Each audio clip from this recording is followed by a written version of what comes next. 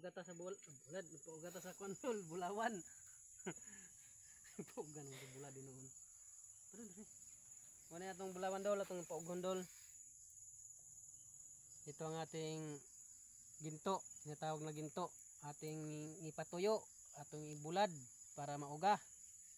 Dol.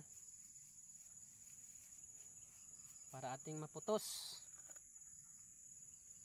Dinira ko nagputos ako andol, dito ra ako nagputos sa lampakan.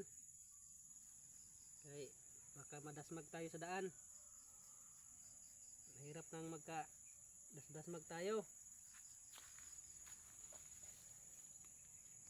Ito dol.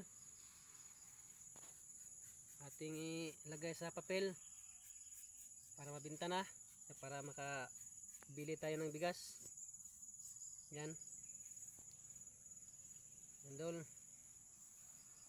Lagyan natin sa papel dol.